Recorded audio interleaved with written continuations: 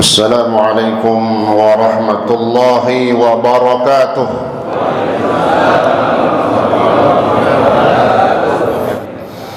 Alhamdulillah wa syukurillah, pada pagi hari yang barakah ini, di hari Jum'ah Sayyidul Ayyam, kita yakin yang kita lakukan, duduknya kita di majlis ilmu ini, duduknya kita di tempat yang paling afdal, baitun min buyutillah, duduknya kita di antara waktu yang barakah, ma baina tulu'il fajri wa tulu'is syams, maka insyaallah Allah berikan bagi kita semua pahala-pahala yang terbesar di sisi Allah Subhanahu wa taala. Amin ya rabbal alamin. Mari kita lanjutkan pelajaran kita dalam kitab Ar-Risalatul Mu'awanah lil Habib Abdullah bin Alwi Al-Haddad rahimahullah. Hadirin sekalian, masih dalam fasal yang menjelaskan tentang bagaimana muraqabah. Apa muraqabah? Istidamatu ilmi al-'abdi, istidamatu ilmi al-'abdi biittila'i Rabbi alaihi fi jami'i ahwalih. Itu kata Syekh Al-Jurjani dalam kitab Ta'rifat, istidamatu ilmi al-'abdi, selalu seorang hamba ini merasa diawasi oleh Allah Subhanahu wa taala. Sehingga sampai kemarin kita sudah membaca satu amalan yang disampaikan oleh para ulama, yang kalimatnya itu apa bunyinya kemarin? Allahumma ma'i, Allahu syahidi, Allahu nadhiri. Al-Habib Hasan bin Saleh Al-Bahr, diceritakan beliau seorang ulama besar di zamannya di Hadramaut, Yaman. Kata ulama bahwa di antara penyebab futuh Allah buka mata hati sehingga mendapatkan tempat yang mulia di sisi Allah Subhanahu wa taala, beliau sering membaca kalimat tersebut. Tapi kalau amalan beliau di belakangnya ditambahin Allahu qaribum minni. Jadi ada 4. Tadinya 3, tambahin terakhir Allahu qaribum minni. Allah dekat denganku. Allah dekat denganku. Allahu ma'i, Allahu syahidi, Allahu nadhiri, Allahu qaribum minni. Kita baca pagi ini 11 kali aja, ya. Mudah-mudahan menjadi bagian muraqabah dalam hati kita, bahwa insya Allah dengan bacaan ini mengingatkan kepada kita semua, diri kita masing-masing, bahwa kita selalu bersama Allah dan Allah selalu bersama kita, dan Allah selalu melihat kita. Begitu juga Allah nazir, memandang dengan begitu dalam dengan pandangan rahmatnya, dan Allah dekat dengan kita. Maka insya Allah apa saja permasalahan hidup kita, dengan kita baca ini menjadi kemudahan dalam hidup kita. Amin ya rabbal alamin. Allahu ma'i, Allahu syahidi, Allahu nadhiri, Allahu qaribun minni. Allahu ma'i, Allahu syahidi, Allahu nadhiri, Allahu qaribun minni. Allahu ma'i, Allahu syahidi, Allahu nadhiri, Allahu qaribun minni. Allahu ma'i, Allahu syahidi, Allahu nadhiri, Allahu qaribun minni.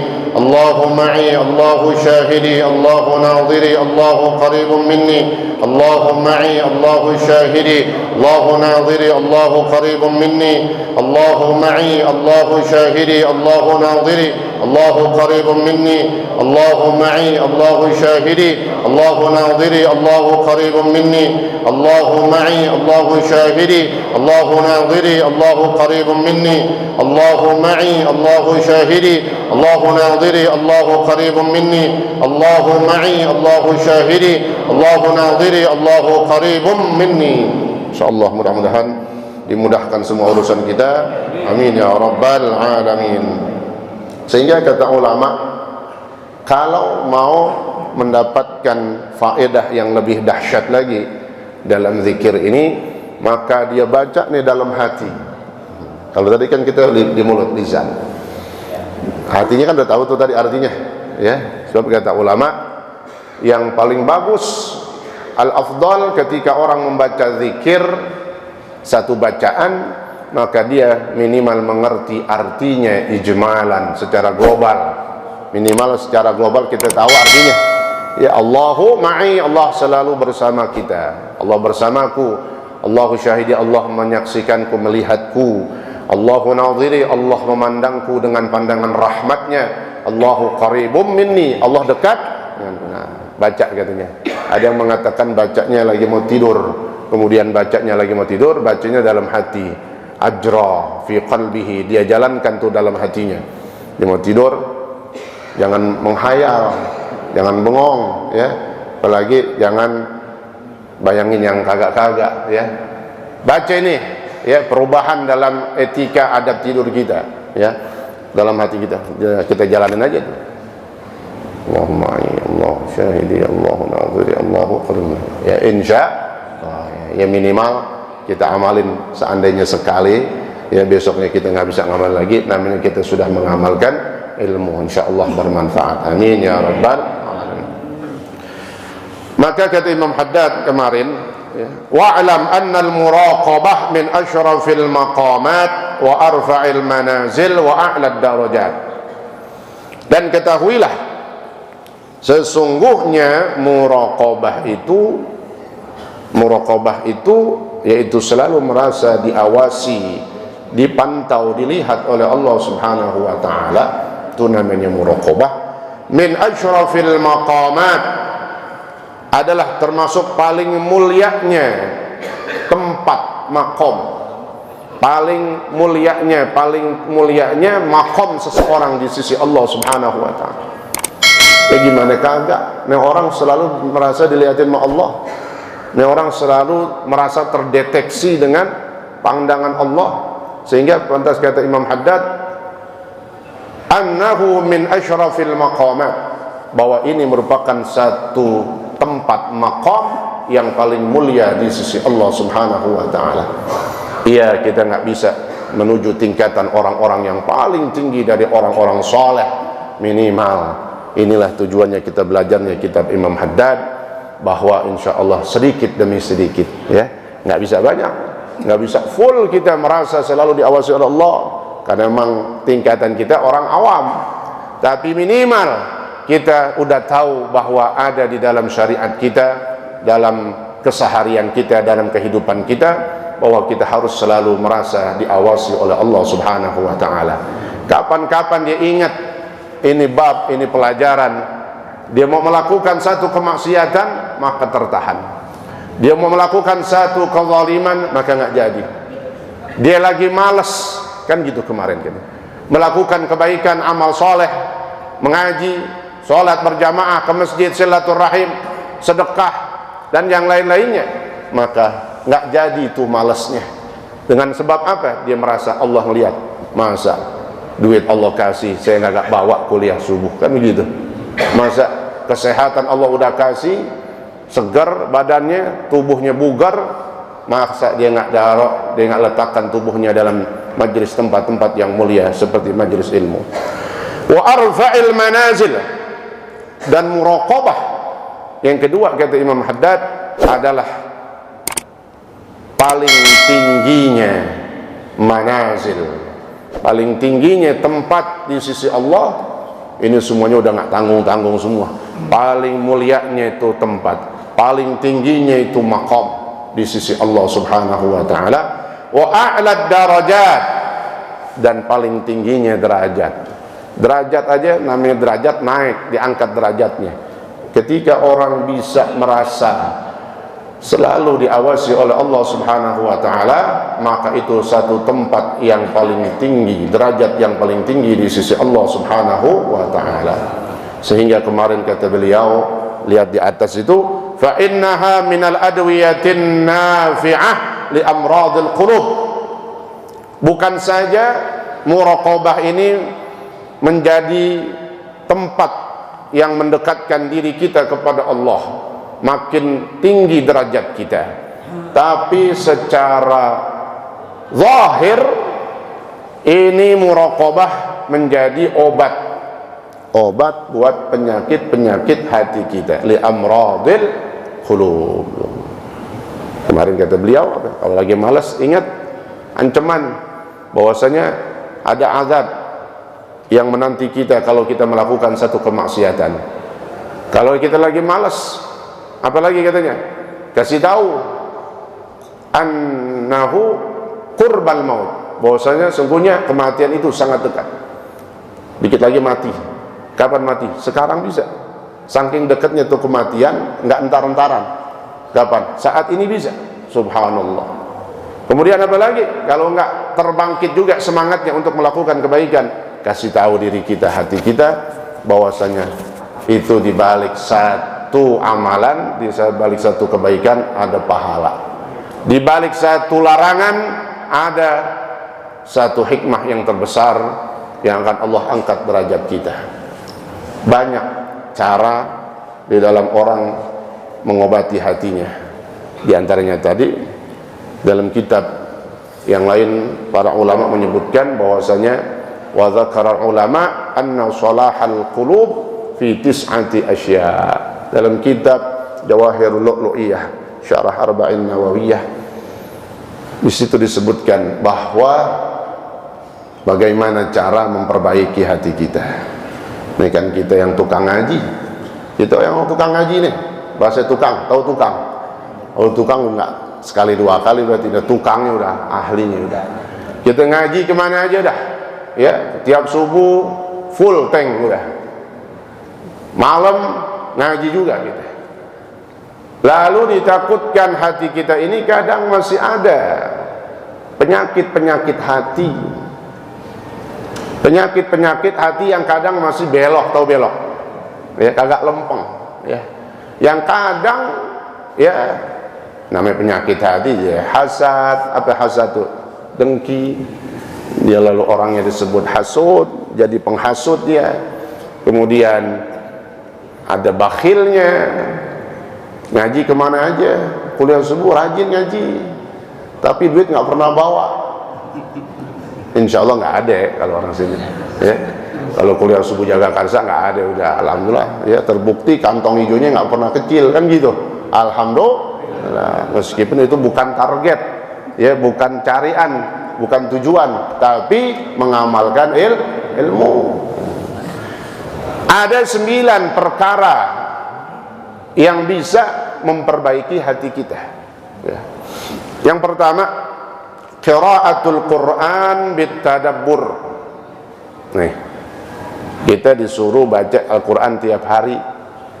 Bahkan Al-Imam Haddad beliau juga menyampaikan dalam kitab ini nanti pada saatnya bahwa kita harus mentartibkan waktu untuk membaca Al-Quran. Tahu mentartibkan, mengurutkan. Kasih waktu kita setiap hari untuk baca Al-Quran. Jangan baca Quran motivasinya kalau apa ini? Kalau sempat. Baca Quran ya kalau sempat dah. Padahal di situ barokahnya. Tijaratan lan tabur. Perdagangan, bisnis, usaha, mencari rezeki, usaha yang kagak ada ruginya. Itu dia membaca Al-Quran. Dibaca, kita baca satu huruf aja udah luar biasa. Lalu baca Al-Qurannya gimana? Sering saat kita baca Al-Quran bitadabbur, baca Al-Quran dengan tadabbur. Apa tadabbur? Kagak ngetrek. Ini baca Al-Quran cepet banget ngebut, ya. Jangan, ya.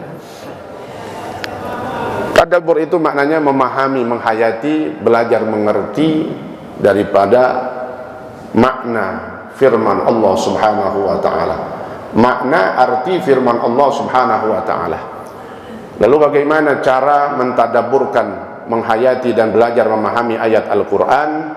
Maka bukalah, belajarlah tafsir dari para ulama as-salafus salih yang harus dia jadikan sebagai pegangan.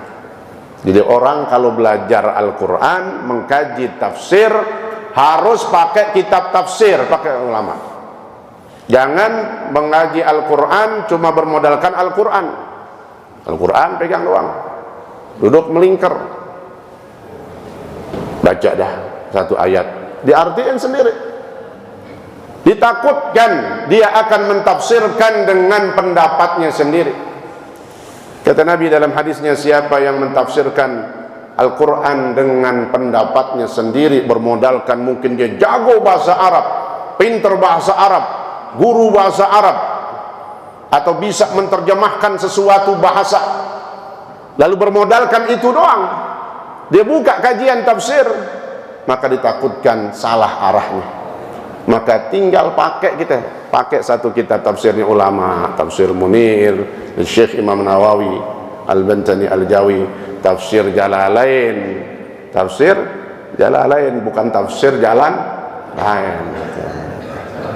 Tafsir Qurtubi, tafsir Ibnu Katsir, ya, tafsir yang terbaru juga Syekh Wahbah Az-Zuhaili itu. Baca, ya. Jadi cara mentadabburkan, mengerti, memahami firman Allah harus dengan pakai kitab tafsir. Kalau pakai kitab tafsir, kita selamat dari mentafsirkan dengan pendapat kita sendiri. Minimal kita ngikutnya ulama salafus saleh, nanti yang tanggung jawab guru-guru kita, ulama-ulama kita. Nah, itu, ya. Nah, jadi baca Al-Quran dengan tadabbur. Sehingga pernah seorang ulama ditanya, lebih afdal mana? Ada orang baca surah Al-Baqarah durasinya 1 jam, misalnya gitu, ya, misalnya nih, dengan satu orang lagi sama, mulainya sama, selesainya sama. Orang yang pertama baca surah Al-Baqarah kelar 1 jam, yang satunya lagi baca surah Al-Baqarah sama surah Ali Imran, waktunya sama, sejam. Ditanya seorang ulama, lebih afdal mana nih? Durasinya sama, sama-sama 1 jam, mulainya sama. Yang satu bisa dapat 2 surah, yang satu lagi dapatnya cuma surah Al-Baqarah. Maka jelas dijawab, yang afdal, yang utama adalah yang cuma membaca surah Al-Baqarah saja. Kan jelas. Kalau cuma membaca surah Al-Baqarah berarti dia membacanya sambil menghayati, memaknai dan mengerti, berusaha memahami apa yang terkandung dalam kalimat, kata-kata dari firman Allah Subhanahu wa ta'ala. Nah, kalau yang bacanya 1 jam juga sama, kemudian dapat surahnya 2, Al-Baqarah sama, berarti bacanya gimana itu? Ngetrek, ya, bukannya tartil tapi ngetril, bukannya tartil tapi ngetril. Nah, hati-hati tuh. Kita disuruh baca Al-Quran apa? Warattilil Qur'ana. Nah, jangan til-tilnya doang dipakai. Tartil, ini ngetril, ngetrek, jangan, ya. Nah, itu. Dalam rangka apa itu? Itu bisa mengobati hati kita. Kita baca satu ayat. Alladzina yu'minuna bil ghaibi wa yuqimuna shalah. Kan itu ciri-ciri orang bertakwa. Hudal lil muttaqin alladzina yu'minuna bil. Siapa orang bertakwa ini? Alladzina yu'minuna bil ghaib, mereka orang-orang yang beriman, percaya dengan yang gaib.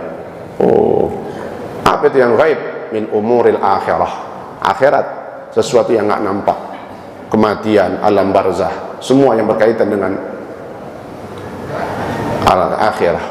Apalagi keberadaan Allah Subhanahu wa ta'ala. Kita nggak lihat Allah, tapi kita yakin. Ini dia ciri orang bertakwa. Yu'minun bil ghaib, beriman kepada yang gaib. Tuh. Jadi lebih mantap lagi akidah kita. Wa yuqimunas shalah. Orang bertakwa ciri-cirinya apa lagi? Yang selalu dan mendirikan sholat. Sholat bukan cuma dikerjain, tapi didiriin, itu seperti pondasi, kata Nabi. Jadi dia mikir lagi, ya Allah, sholatnya gimana nih sekarang?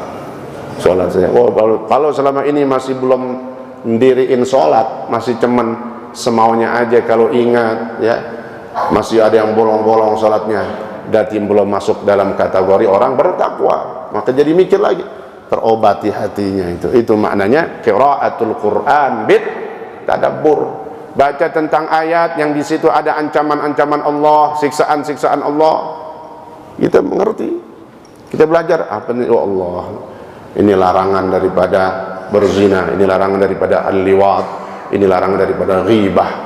Kenapa? Wala yaghtab ba'dukum ba'du ayuhibbu ahadukum ayyakula ma akhihi maitan fakarihtumu. Gambarannya kata Allah dalam Al-Qur'an, apakah kamu suka memakan bangkai? Tahu bangkai? Mati itu, ya, yang matinya tanpa disembelih, maknanya bangkai. Bangkai dari apa? Saudaramu. Ayuhibbu ahadukum ayyakula lahma akhihi maitan. Apakah kalian suka makan bangkai saudara kita sendiri? Pasti kita ogah. Begitulah gambaran daripada ghibah misalnya. Maka tertahan dirinya, besok dia nggak mau lagi ngerjain ghibah. Dan semua di dalam syariat kita, dengan kita membaca Al-Quran bitadabbur, maka insya Allah menjadi salahul qulub, islahul qulub, memperbaiki hati kita. Yang kedua, khala'ul batni bitaqlilil akal. Khala'ul batan bitaqlilil akal, kosongnya perut dengan mensedikitkan makan. Kosongnya perut dengan mensedikitkan, jadi makannya dikit aja. Nah kalau kita kebalik, dikit-dikit alhamdulillah gitu. Belum ada yang makanannya, baru airnya doang.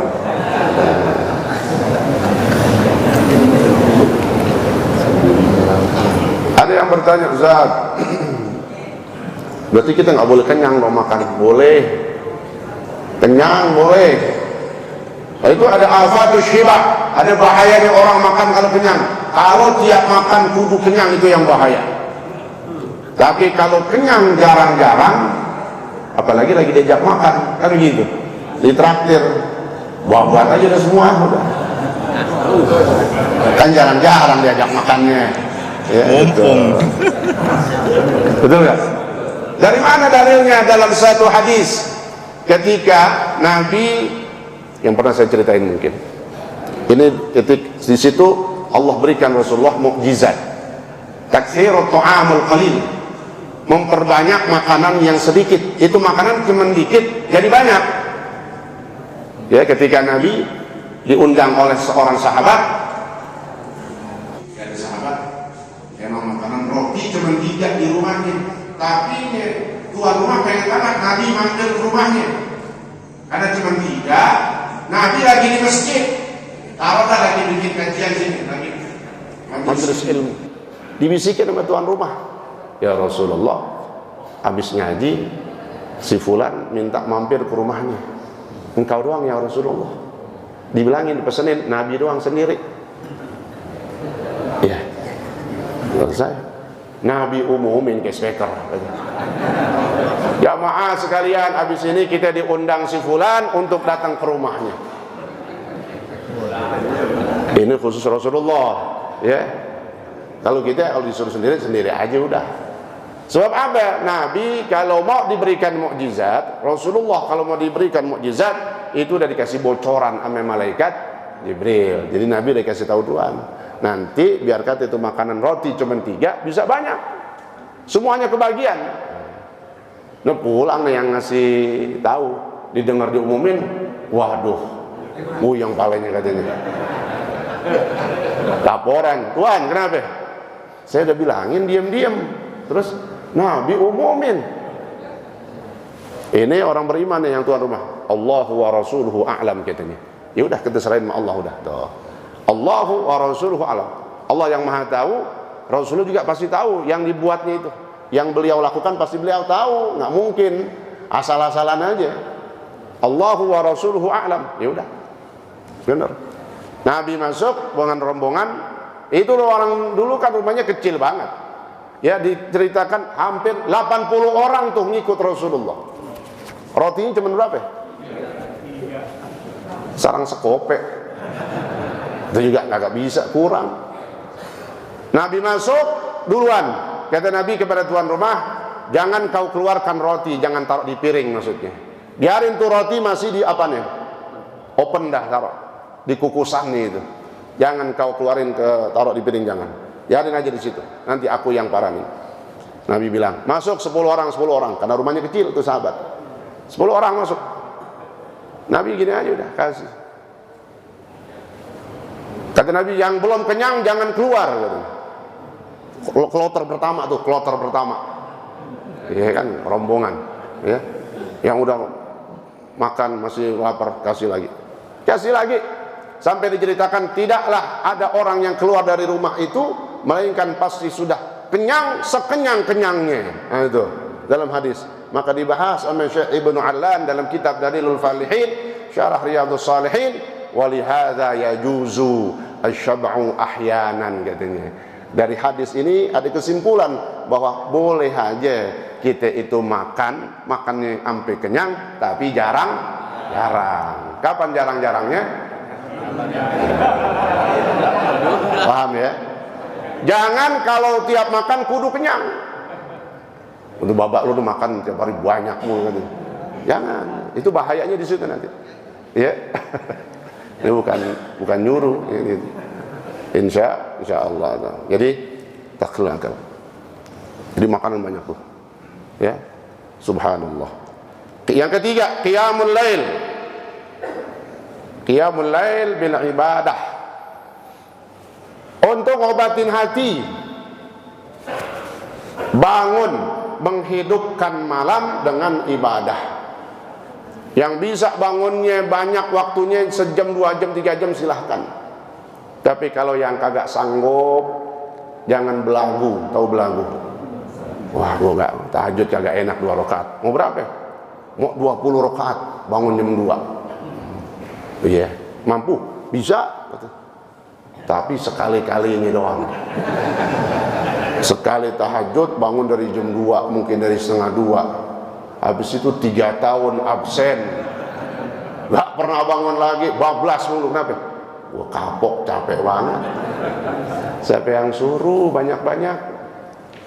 Kata Imam Haddad lagi di sini, hati-hati lil mubtadiin, bagi orang yang pemula mau melakukan ibadah, mau ngerjain tahajud, hati-hati ada hiasan-hiasan, bisikan-bisikan setan yang inginnya dia melakukan kebaikan itu banyak, tapi sekali-kalinya besoknya kosong. Bukan itu yang terbaik. Maka kata Nabi, khairut ta'at madama wa in qalla. Maka kata Nabi, sebaik-baiknya ibadah adalah madama yang terus-terusan, wa in qalla, meskipun cuma sedikit. Nah, gimana caranya? Qiyamul lail, yang bangun malam ibadah, apa? Salat tahajud. Minimal kata ulama untuk tingkatan orang-orang awam ya. Adapun yang mampu panjang lama silahkan. Ya, karena kelas kita ini orang awam apa orang apa ini? Awam ya. Ada yang itu aja masuk untung ya, ada yang langsung berangkat langsung sembahyang subuh doang. Alhamdulillah. Nah, makanya tingkatan kita orang-orang awam nih. Minimal setengah jam sebelum subuh kita bangun. Lalu kita bisa bersuci, kita wudhu ataupun yang mandi, silahkan. Lalu sholat 2 rakaat. Sholat 2 rakaat selesai, udah azan subuh, maka telah ditulis kita orang yang telah melakukan sholat tahajud dan menghidupkan malam. Subhanallah. Itu minimal ya. Dalam rangka apa itu? Qiyamul lail, memperbaiki hati kita ya, mengobati penyakit-penyakit hati. Jadi obatnya apa lagi? Bangun malam. Banyak amalannya, ada 9, udah 3. 9 udah 3, tinggal berapa lagi? Jam berapa sekarang? Terusin pegang nih.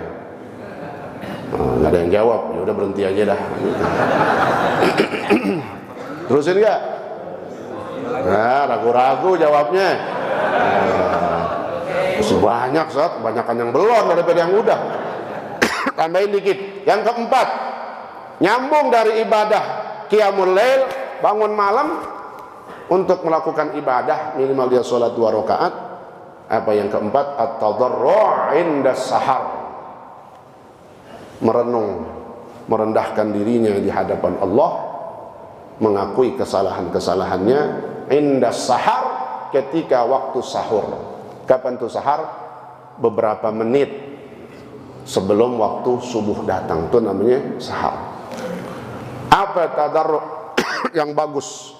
Tadarruk itu ya, dia mengakui, merenung di hadapan Allah Subhanahu wa taala. Yang paling bagus dengan dia melafazkan kalimat istighfar.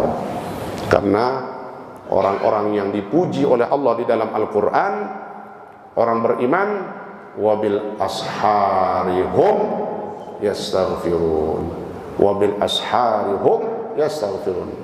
Dan ketika waktu-waktu sahur, mereka orang-orang beriman yastaghfirun, selalu beristighfar kepada Allah Subhanahu wa taala. Apa arti istighfar? Istighfar itu kan merenung kita. Kita minta maaf sama Allah, ya Allah, dosa begini hari dari kemarin kita ingat kesalahan ini, dosa-dosa ini. Kita istighfar, astagfirullahaladzim, astagfirullahaladzim. Maka istighfar kata ulama yang paling bagus adalah dengan ayat tadi, karena dalilnya ada dalam Al-Quran. Maka yang paling bagus dibaca ketika menjelang subuh. Wabil asharihum yastaghfirun, atau ayat lagi wa yastaghfiruna bil ashar. Ada itu ayat juga, wa yastaghfiruna bil ashar. Jadi istighfar menjelang subuh kita isi dengan istighfar. Jadi istighfar, astagfirullahaladzim, astagfirullahaladzim. Yang kelima, mujalasatus salihin. Ciri-ciri orang yang mau memperbaiki hatinya, mujalasatus salihin, duduk bersama orang-orang saleh. Mana orang soleh nih? Orang soleh semua nih. Orang soleh yang ahli ibadah, yang melakukan kebaikan. Ini dalam rangka mengobati hati. Duduk aja bareng bersama mereka, maka insya Allah terpancar nur di sesama kita. Saling mengenal, bersilaturahim, senyum, kenal. Ada obat-obat penyakit hati, ya. Apalagi, duduk sama orang soleh aja itu udah menjadi obat hati. Apalagi duduk berdekatan dengan para ulama itu. Yang keenam, as-samtu amma la ya'ni. Ya kelarin aja dah, nggak ada yang jawab, saya selesaiin aja sampai jam 9 dah gitu. Nggak perlu nggak jawab gitu. As-samtu amma la ya'ni. Yang keenam, komplit nggak Pak? 9 ini cakep banget. Jadi cuma bukan hati doang, bukan cuma ibadah malam doang, apa ada. Yang keenam, diam, mulutnya diam. Amma la ya'ni, dari berkata terhadap sesuatu yang enggak ada manfaatnya. Ya, gosip, desas-desus, apaan tuh, fitnah, apa lagi macam-macam. Hasud, dengki, nyebarin, adu domba. Itu bikin penyakit hati nempel. Yang enggak ada penyakit jadi ada penyakit kalau ngomongin yang kagak-kagak, bahkan sampai melakukan sesuatu yang dilarang. Dari berghibah, fitnah dan macam-macam. Jadi gimana caranya? Belajar, gembok mulut kita, kunci, diam, as-samat. Sampai kata Nabi dalam hadis, man kana yu'minu billahi wal yawmil akhir falyakul khairan aw liyasmut. Siapa beriman kepada Allah dan hari kiamat, maka hendaklah dia berkata yang baik, amar ma'ruf nahi munkar. Kalau nggak bisa amar ma'ruf nahi munkar, nggak bisa berkata yang baik, yang sopan, auliyasmut, diam.